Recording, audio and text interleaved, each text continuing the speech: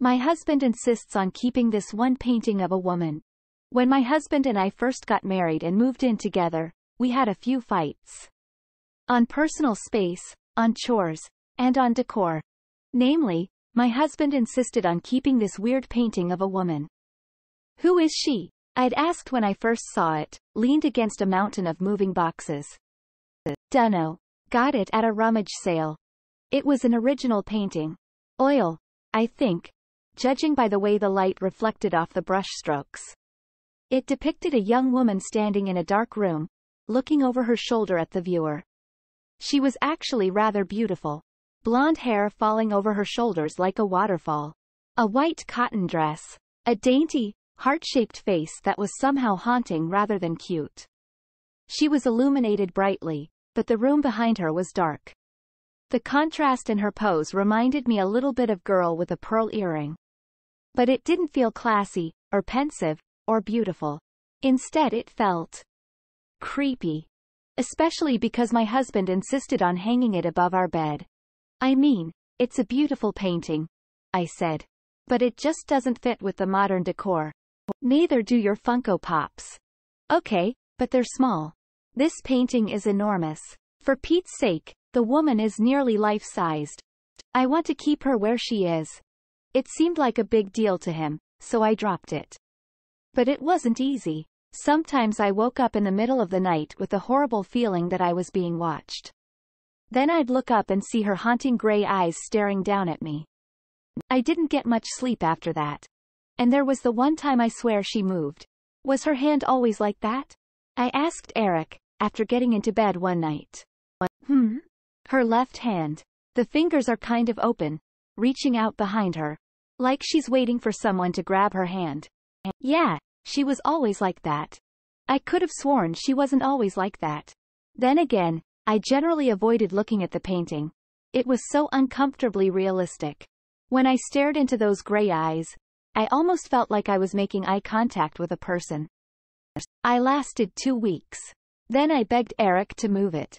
Can we please move the painting somewhere else? I really hate looking at it when I'm going to sleep. It's the nicest piece of art we have. It belongs above the bed. What about the sunflower one? That's just a print, he complained. And it's so basic. Come on, I'll move my Funko Pops out if you move the painting out.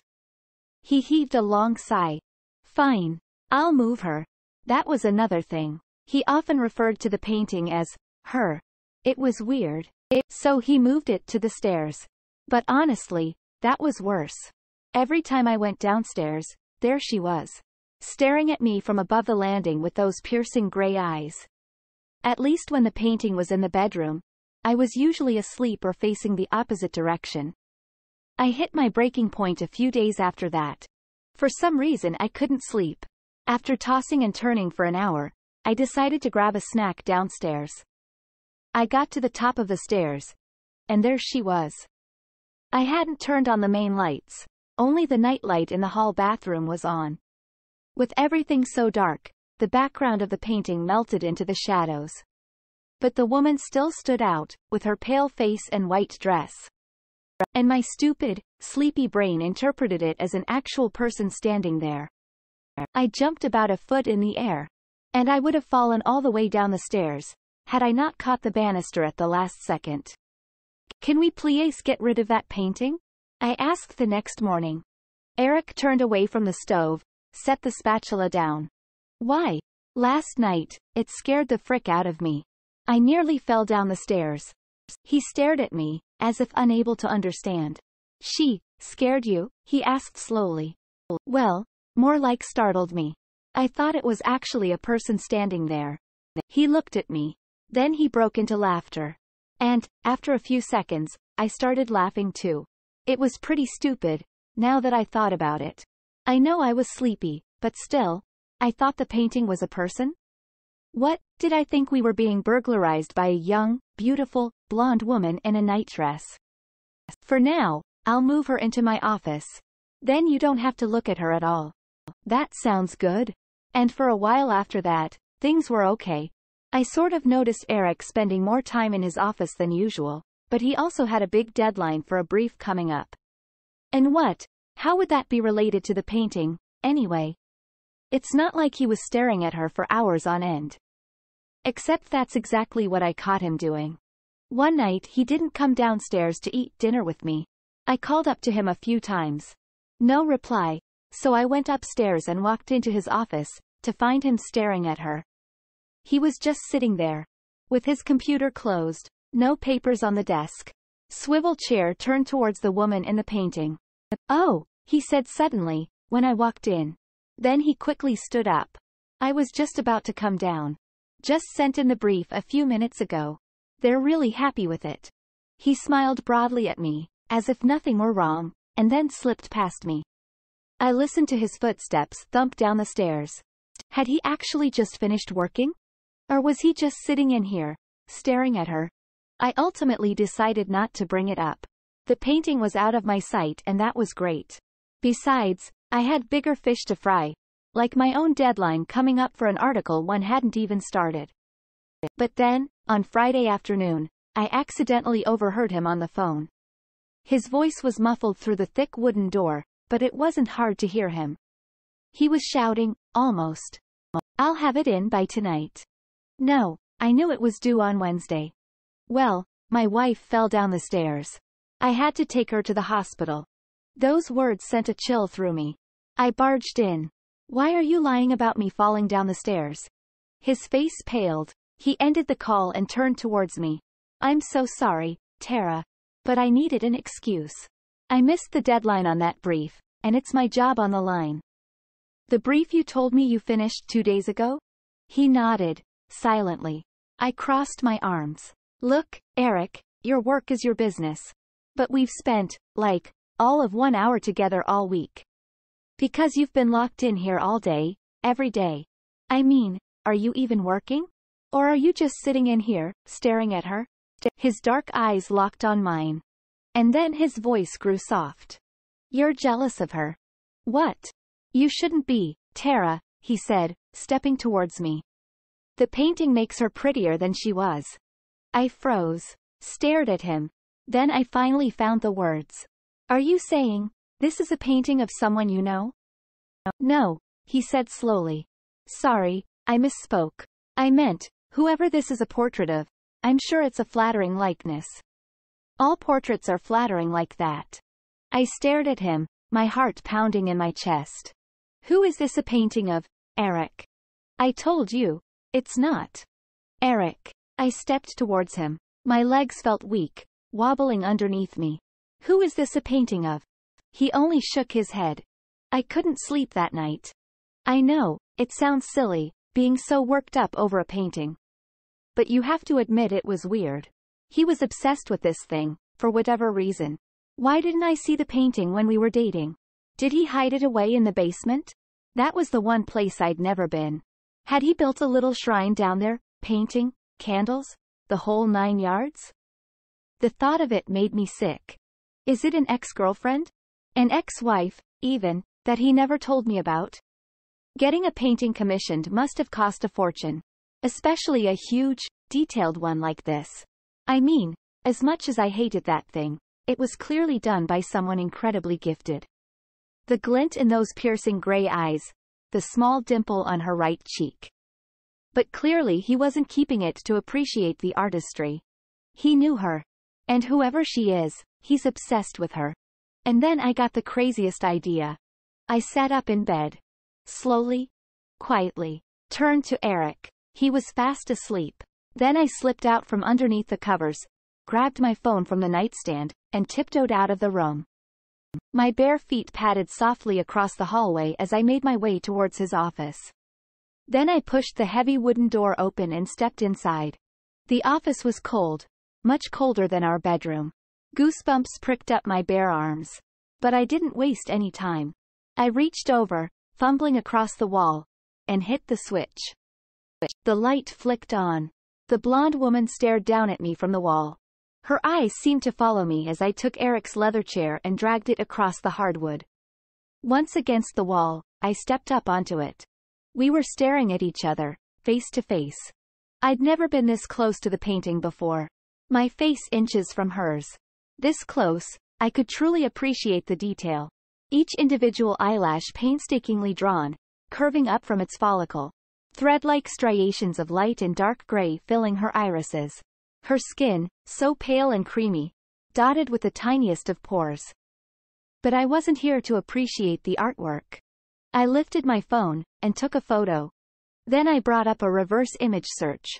It took a few minutes for me to find the right website and upload the photo. But when the results loaded, I gasped. I expected maybe one result, if I were lucky. Some sort of facial recognition that would match the painted face to a photo. Or, maybe the artist's website would come up, and mention who the subject was. But instead, dozens of thumbnails filled the page. Of the exact same painting I'd been staring at for weeks. Fingers trembling, I clicked on the first one. It led to a news article. Search continues for missing Franklin art student. My heart dropped. Little black dots danced in my vision. I collapsed into the chair behind me, trembling, and began to read. Anya Kelsing, 23, went missing after a hike with her boyfriend. The two became separated when they came upon a bear. Her backpack was found roughly a mile from where the sighting occurred, but no trace of Anya was found. And the caption under the painting. Kelsing is a third-year student at Franklin College, majoring in fine arts. She recently completed a self-portrait that was exhibited at Le Coeur, above. I clicked on the next article, and the next, but they all said the same thing. Hike, bear, disappearance. All of them showed a photo along with her self-portrait. She looked strikingly identical to her painted likeness. None of them mentioned the boyfriend's name, but it had to be Eric. The most recent article, from 5 years ago, was a video clip of her parents begging for her search to continue. Sadly, judging by the news articles, it never did. I don't know how long I sat there. All I know is that I was suddenly jolted from my thoughts by a loud thump in the hallway. Footsteps. Coming towards the office. I shot up. He can't find me here. I glanced around the room, looking for some place, any place, that I could hide. But it was probably too late. Surely he'd seen the light on, from under the door. I ducked under the desk just as he stepped into the room. Tara? I clapped my hand over my mouth, trying to silence my ragged breathing. He's going to see the chair out of place. He knows I'm here. He knows. Tara, you in here? Why did I hide? I could have just said I came in here because I heard a noise. Needed a pen. Couldn't sleep. Why the fuck did I hide? Now he's going to know that I know. Tara? But maybe it's fine. Maybe the bear got Anya. Maybe Eric had nothing to do with it. Isn't that more likely than Eric being a murderer? There you are. I looked up, and screamed. Eric was crouched there, in front of the desk, staring at me. I was looking for a pen. I stuttered, lamely. I wanted to write down. I remembered I have to pick up groceries tomorrow and I needed to add something. He tilted his head, a small smile on his lips. I don't think that's the truth, Tara. Make a break for it. I started to lunge out from under the desk. His hand quickly shot out and grabbed my wrist. Hard. You figured out who she is, didn't you? That's the only reason you'd be hiding from me. I trembled in his grasp. What did you do to her? I whispered. He let out a dry laugh. So you think I'm a murderer? How nice. That's the first conclusion you jump to. No, I don't think you're a murderer. I swallowed. Stupid. If he killed her, and he knows you know, then you're dead too. I'm sorry. I didn't mean that. Just. What happened? They didn't find a body. Did the bear get her? He didn't reply, just stared at me, silently, with those cold dark eyes. I was jealous, I continued, desperately, but now I understand. I wish you'd just told me. To lose someone like that. Of course you'd want to keep the painting. It's all you have left of her. You should have just left it alone, he said, his tone oddly emotionless. I'm sorry you had to find out this way. I screamed as he lunged for me. It's over. His hands were clenched tight on my wrists as he dragged me out from under the desk. I pulled back, trying to wrench myself free, but it was no use. Thump. A loud crash sounded behind us. Eric whipped around, and for a split second, His grip released. I acted instantly, pulled free from him and ran, pivoting around the desk and racing towards the door. As I glanced back, I saw Eric, starting after me. But I also saw what had made the noise. The painting of Anya had fallen from the wall. It lay askew on the floor, her gray eyes staring emptily upwards. I was always a fast runner. Eric was only halfway down the stairs by the time I was at the bottom. Bursting out into the cold air, I began to scream. He grabbed me from behind and tried to pull me back inside, but it was too late. Lights were flicking on. Our neighbor rushed out of his house, dialing 911. It was over. The police arrested Eric for assault. And once I told them my story, of his obsession with Anya's painting, they were able to search our house. And hidden in his office drawer, in a small box, was a pair of gold earrings. The same earrings Anya wore on the hike that day. The case is slowly mounting against him. I'm hoping, praying Anya gets justice and that a jury convicts him of her horrible murder. And would he have done the same to me, if I hadn't escaped? If Anya's painting hadn't fallen off the wall? There was an explanation, of course. When Eric had moved the painting to his office, he'd mistakenly installed one of the hangers into pure drywall. The weight of the painting had caused it to rip out, and the painting fell. But sometimes, I think Anya was watching over me. That her self-portrait carried a piece of her. And that night, she'd protected me from falling victim to the monster who ended her life. The painting now hangs up in my foyer. Every day I walk by it, and new details pop out at me. The deep, shadowy green of the room behind her. A perfectly painted strand of blonde hair. The glint in her piercing gray eyes. And sometimes, I think she's smiling back at me. Wow, I didn't expect this to take such a wholesome turn. It's so nice that Anya took care of you that night. In hindsight, the eerie feeling wasn't coming from her portrait, but it came from sleeping next to her murderer. I love Anya. Now you have each other. Hell yeah. Even as ghosts, women have each other's backs. Maybe give the painting to the grieving parents? Come on, Op. I love that the painting gets a nice ending too. That was so good I got chills. Girls protect girls. Removed.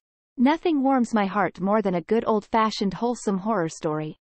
It's terrible what happened to Anya, but incredibly noble of her to protect you from beyond the grave. I'm glad you kept her and gave her a proper home. Removed. Sisters before misters. Phew. Maybe if you let me paint you like one of those French girls, then hubby will replace it with a masterpiece. I am glad that you became good friends with a haunted painting. This is a crazy thing to happen. And there's something. I was sure for like no reason that she was going to save you. Didn't know it would be from the BF, but I'm glad. Keep that effing painting. Removed.